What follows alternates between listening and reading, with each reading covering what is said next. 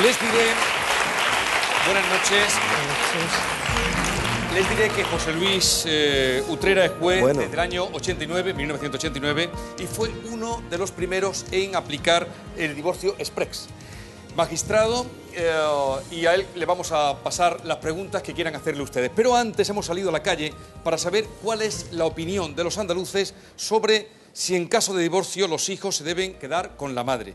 ¿Debe haber siempre custodia compartida o se debe mirar por si acaso o caso a caso particular? Vamos a ver qué han dicho.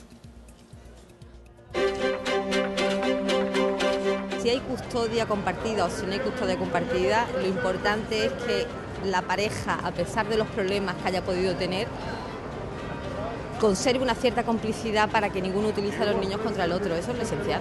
Pues me parece fantástica, debería de ser siempre compartida. Yo la tengo así y me va muy bien, muy bien. Es como mejor lo pasan los niños.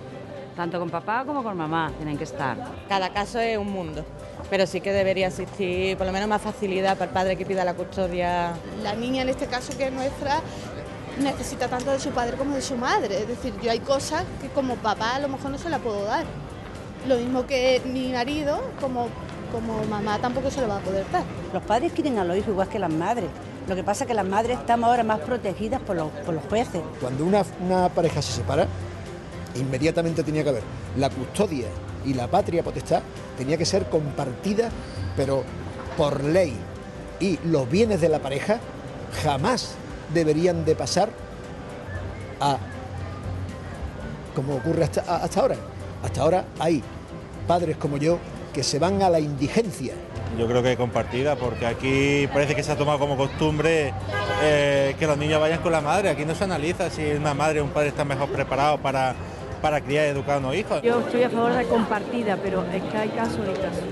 Por eso hay que estudiar casos, porque no todas las personas son iguales. Yo creo que se le beneficia a la mujer, pero eso habría que estudiarlo despacito. Todos los casos no son iguales y no se puede dar una norma para todo el mundo. Bien, la calle opina, el público pregunta y usted responde. ¿Está preparado? Preparado, Jesús. Vamos a empezar por Granada. Adelante, Manuel. Adelante. Miguel, perdón. Te conozco desde el primer programa, pero adelante, Miguel. Ya de tiempo.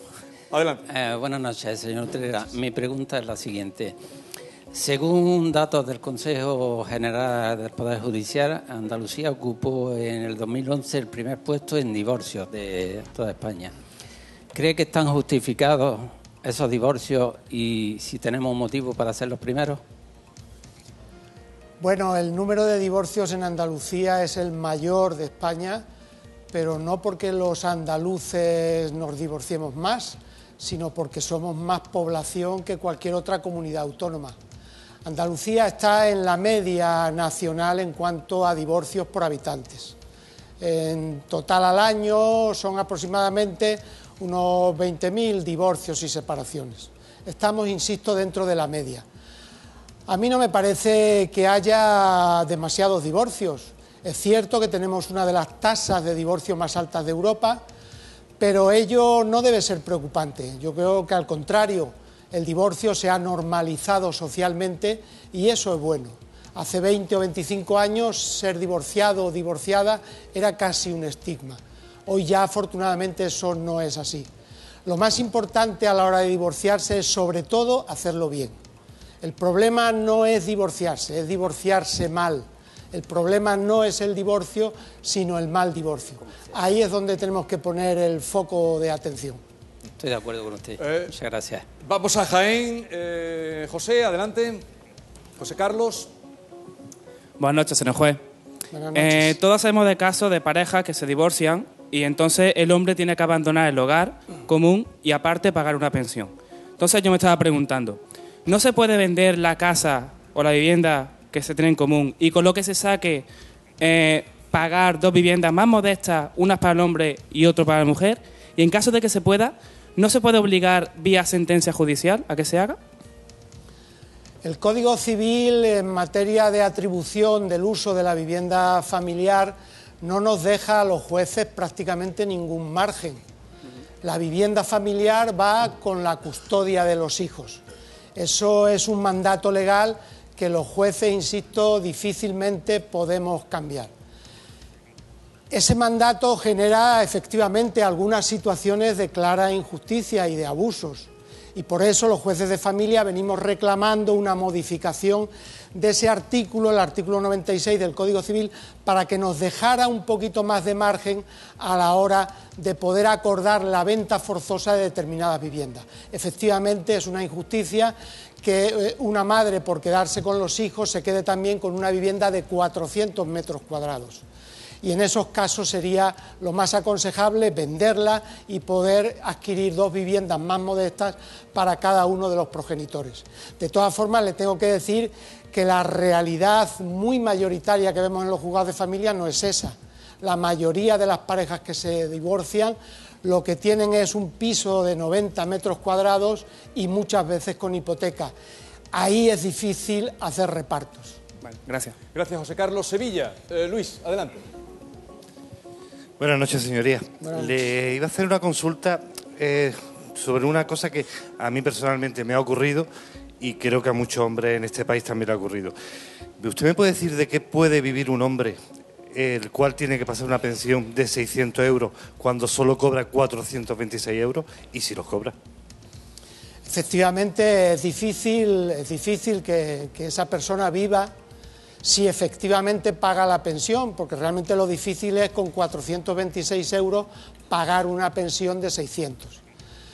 Pero por esa misma razón yo le diría que ningún juez fija una pensión de 600 euros si esa persona a la que usted se refiere gana solo 426 euros.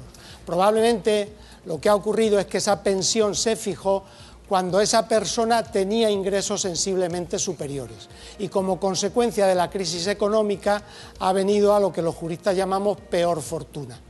En esos casos la ley prevé una posibilidad que es la modificación de esas medidas.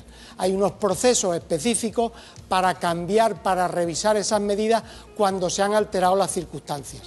Eso es posible. Ahora bien, esa alteración de circunstancias tiene que reunir determinadas características y fundamentalmente no haber sido buscada de propósito, porque es cierto que hay muchos padres que están teniendo dificultades a la hora de pagar las pensiones porque están en el desempleo, pero también le tengo que decir que en los juzgados vemos padres que aprovechando la crisis económica, aprovechando que el Pisuerga pasa por Valladolid, se han generado una situación ficticia de desempleo o se han ido a la economía sumergida para no pagar las pensiones de sus hijos. Y eso no es defendible ni ética ni legalmente. Pero eso no son padres. Gracias. Vamos a Huelva. Andrés, que has estado muy pronto en pedir la palabra. Buenas noches, señor Utrera. Hola, buenas noches. Vamos a ver, la justicia, en teoría, es igual para todos, para ricos, para pobres, para hombres y para mujeres. ¿Usted cree que un hombre no está capacitado para criar y educar a sus hijos una vez divorciado, igual que una mujer? Entonces, ¿por qué no se da la custodia compartida? ¿Por qué se aprovechan las mujeres de ese tema? Porque más se están aprovechando, vamos. Bueno, te agradezco la pregunta porque traes al programa ese debate tan socialmente que es igual amplio, para todo el mundo, que es custodia compartida sí, custodia compartida no, y lo que eso se genera. A mí me parece que desde luego el hombre y la mujer son iguales en derechos, pero te voy a dar un dato. No hay tantas reclamaciones de custodias compartidas en los juzgados. Solo se han dado el 3%, ¿eh? Porque es que no se piden. Que no. Déjeme que le dé un dato.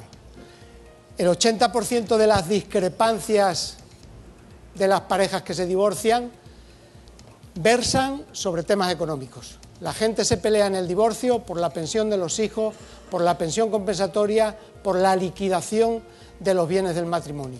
Eso supone el 80% de las cuestiones que se suscitan en los procesos de divorcio.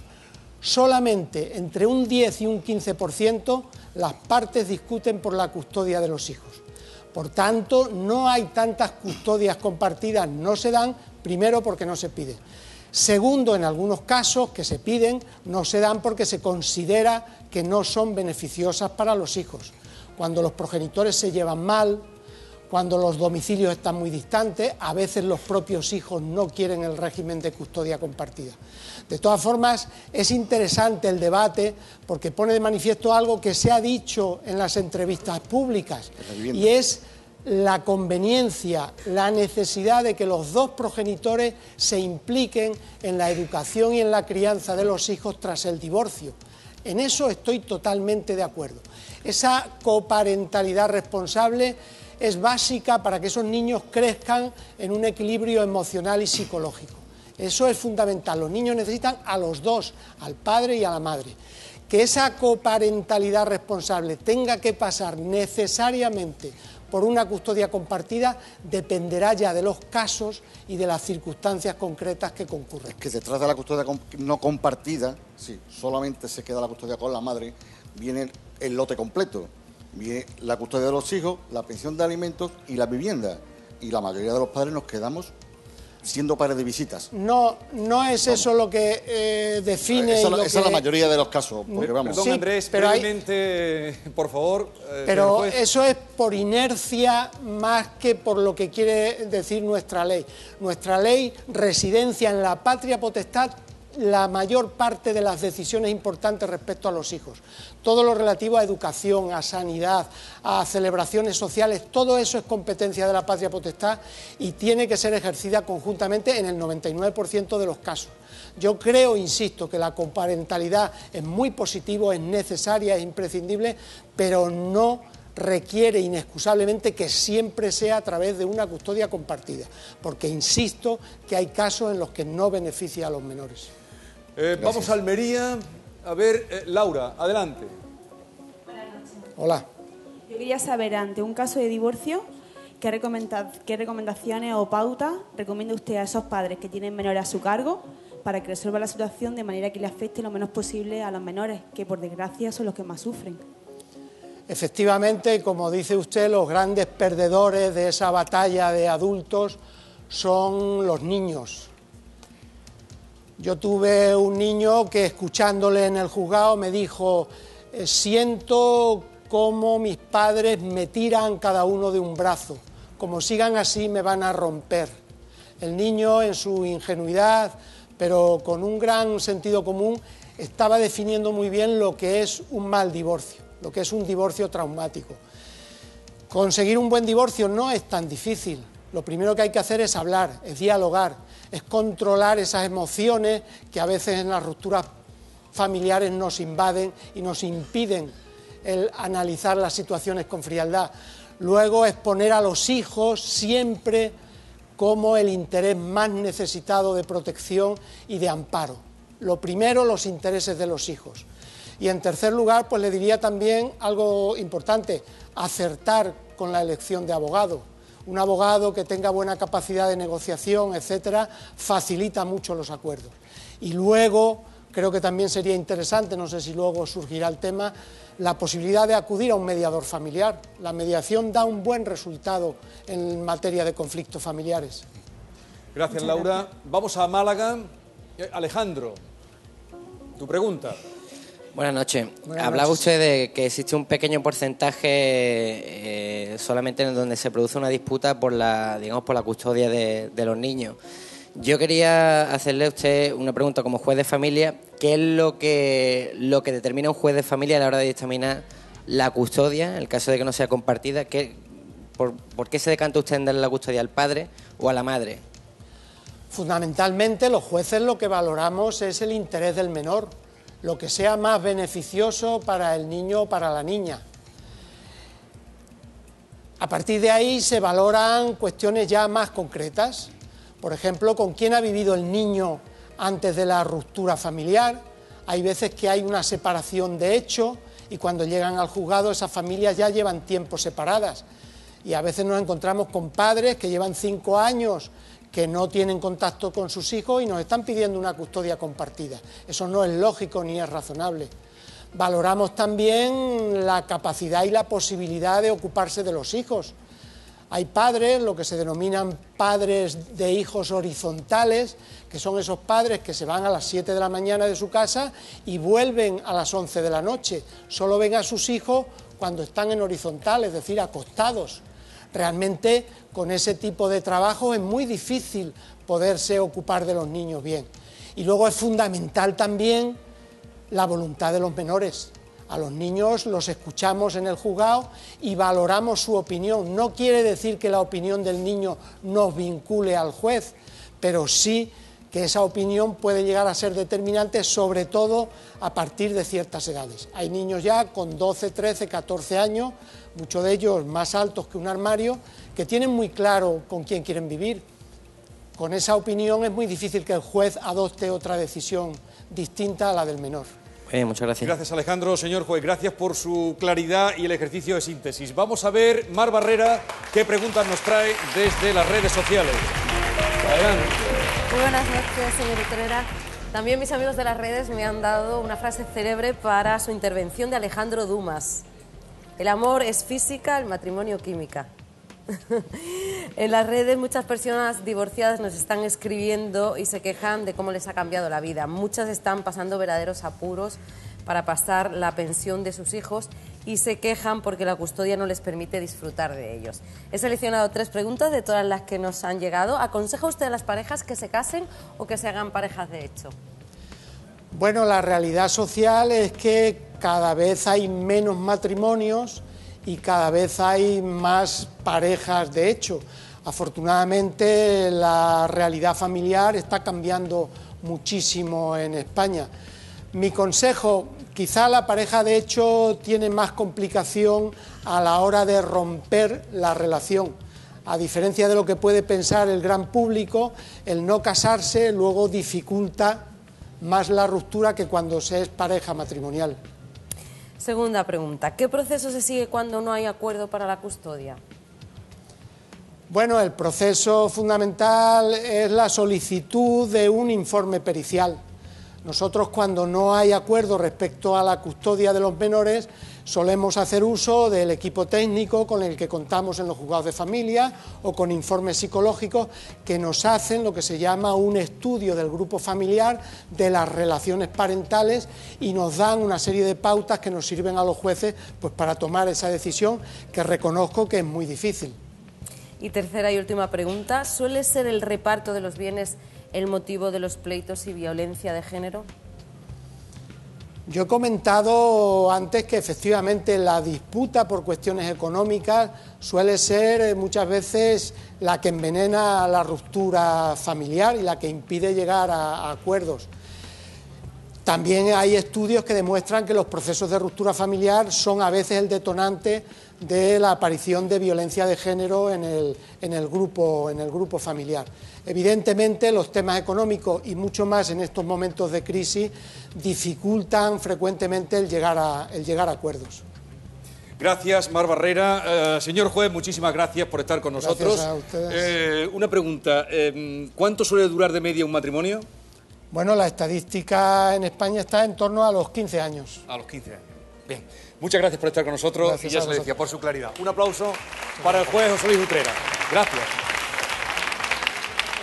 Y a todos ustedes, gracias por estar con nosotros una semana más. Les anuncio que para la próxima semana, pido la palabra, 10 de la noche el próximo jueves, hablaremos de banca ética, hablaremos de economía y hablaremos también de temas laborales. Ya pueden mandar sus preguntas a través de las redes sociales, las que quieran hacernos llegar.